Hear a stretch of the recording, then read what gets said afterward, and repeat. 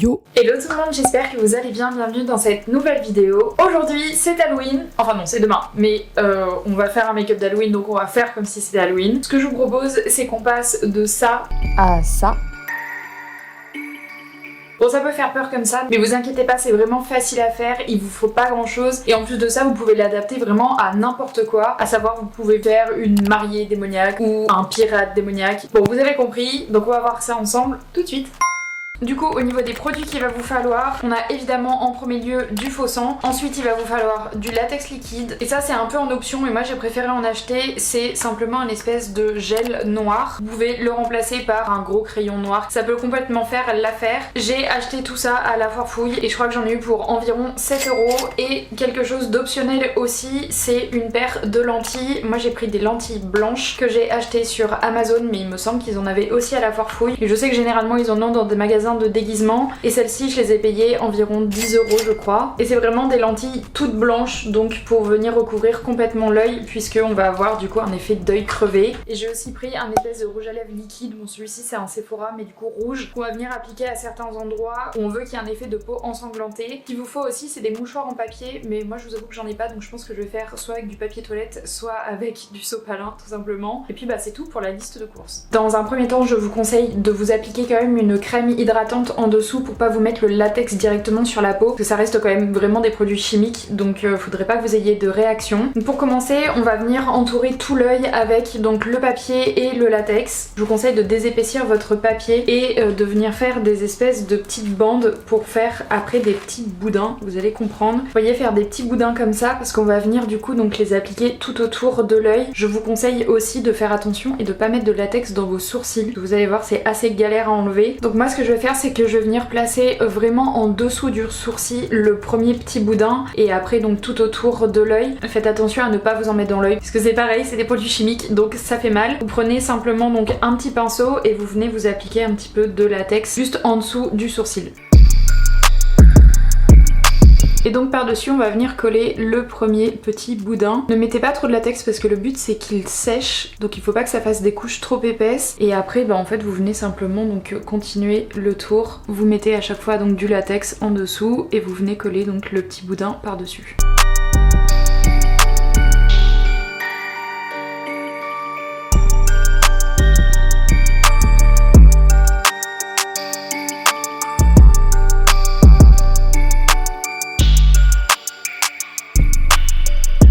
Une fois qu'on en est là, on va venir ajouter donc du latex par-dessus. Là vous pouvez en mettre généreusement. Il faut que le papier soit quand même un peu imbibé. Faites attention parce que le latex, encore une fois, ça peut potentiellement piquer les yeux.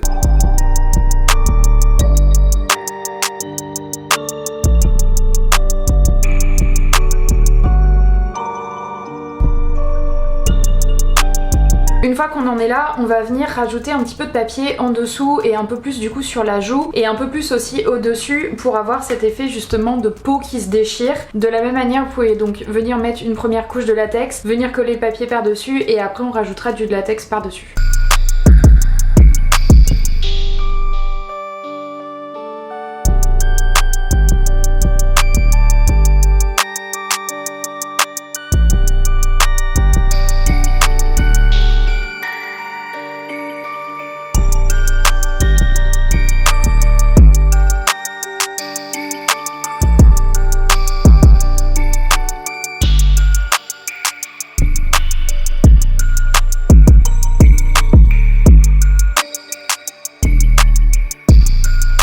Ok, moi je pense que je vais m'arrêter là, mais évidemment si vous voulez continuer un peu autour de la bouche etc, vous pouvez faire comme vous voulez. Comme vous pouvez le voir, je n'ai pas mis donc de latex au niveau de mon sourcil, mais ça c'est pas très grave. De toute façon après avec le maquillage je vais venir le cacher. Pour le moment je vais attendre que ça sèche et je reviens juste après dès que c'est sec. Du coup une fois que tout est sec, logiquement vous devez avoir une espèce d'impression. Je sais pas si vous voyez ce que c'est, un masque peel-off. Vous venez appliquer une couche et puis vous pouvez la retirer comme ça, bah c'est un peu le même principe. Donc là ce qu'on va faire c'est qu'on va venir déchirer un petit peu le papier. Ça va faire des espèces de crevasses, un peu comme celle qu'on a fait au niveau de l'œil avec le papier. Et c'est ça qui va nous donner du relief et qui va faire qu'on aura cette impression de peau un peu brûlée.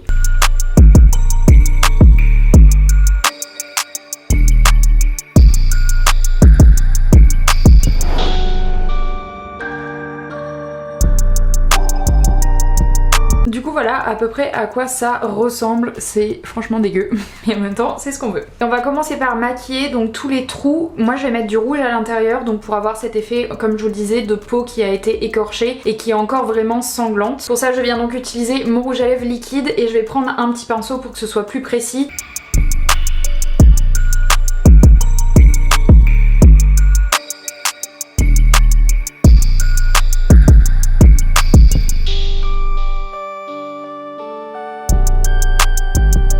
Je vais continuer avec ma cire noire. Je vous avoue que je sais pas du tout si ça va fonctionner parce que ça m'a pas l'air d'être d'une grande qualité. Ça reste du maquillage la foire fouille. Ça, on va venir du coup l'appliquer vraiment plutôt sur les contours, donc tout le contour de l'œil, les petits ronds rouges aussi, pour venir justement apporter un petit peu plus de profondeur. D'ailleurs, j'ai oublié, mais il faut aussi que je peigne mon œil en rouge. Bon, je l'ai fait hors caméra pour que ça aille plus vite, mais du coup c'est parti pour le noir.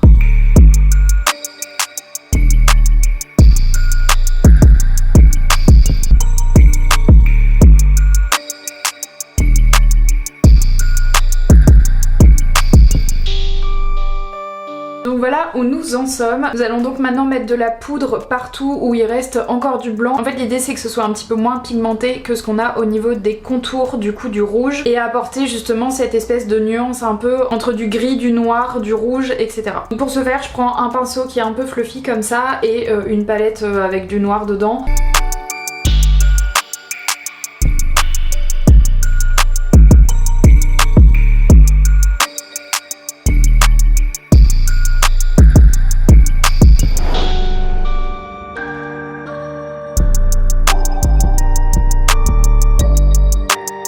Un autre petit conseil que j'ai à vous donner, c'est que quand vous manipulez de la poudre noire, ne vous mettez pas en blanc. Du coup, comme vous pouvez le voir, il y a des endroits où ça a pas trop marqué, donc je vais revenir prendre le fard gras et l'appliquer à ces endroits-là. N'hésitez pas à dépasser aussi sur le contour pour avoir encore une fois cet effet un peu fumé et que ce soit pas très net puisque ça reste une brûlure. Je pense que je vais certainement en remonter un petit peu aussi au niveau de la racine des cheveux pour qu'il y ait vraiment cet effet de ça m'a brûlé tout le visage et pas juste une partie comme ça.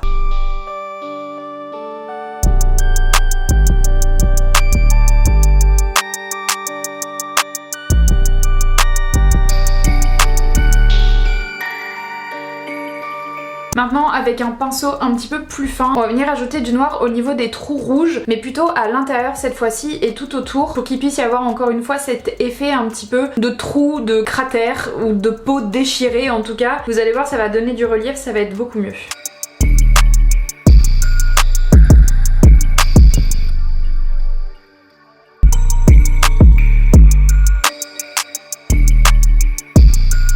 Ok, ce que je vais venir faire, c'est que je vais venir ajouter de la poudre noire par-dessus ce que j'ai fait pour venir fixer en fait la crème parce que en la retravaillant, elle bouge puisqu'encore une fois, ça reste pas du maquillage de professionnel. Donc je pense qu'en ajoutant le fard noir par-dessus en poudre, ça va venir un petit peu fixer ce que j'ai fait avant.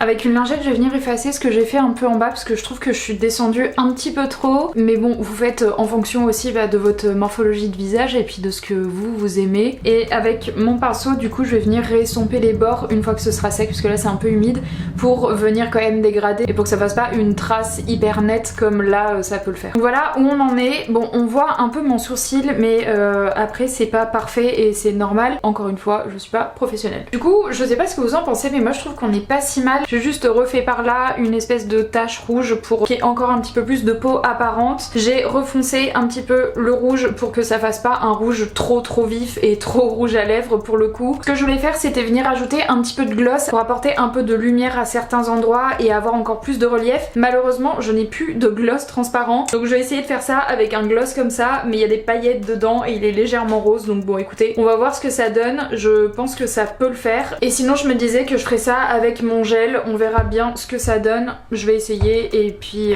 voilà. Bon, le gloss rose, ça ne va pas du tout, ça fait une tache rose en fait. Donc je l'enlève délicatement et je vais plutôt essayer avec mon gel, je pense que ce sera mieux. Bon, l'idée c'était de faire un effet un peu mouillé, mais je trouve que ça fonctionne pas du tout, donc je pense que je vais abandonner cette idée-là. Par contre, si vous avez un gloss chez vous vraiment transparent, faites-le. Je sais que je l'avais déjà fait une fois et ça apportait vraiment l'espèce de côté un peu humide, brillant, qui faisait que ça donnait plus de relief et c'était vraiment super cool. Bon, j'ai trouvé une autre solution, j'ai pris un espèce de gel qui est effet mouillé normalement. Ça fait un peu le taf, mais en vrai je me dis que quand ça va sécher, il y a de grandes chances pour que ça se voit plus. Et je sais même pas si vous le verrez à la caméra du coup, mais voilà, on a un espèce de reflet un peu à certains endroits. En fait je me dis que ça va se faire aussi avec le faux sang et que ça fera très bien l'affaire, donc on va passer au faux sang. C'est ouf, ça ressemble vraiment genre à du faux sang, bah en même temps c'est un peu le but. Donc pour commencer je vais le mettre au niveau des trous et puis après je vais voir où est-ce que j'en rajoute. En fait c'est exactement ce que je voulais faire avec le gel. Là c'est bien parce que ça donne à la fois de la couleur et en même temps de la brillance, donc c'est cool.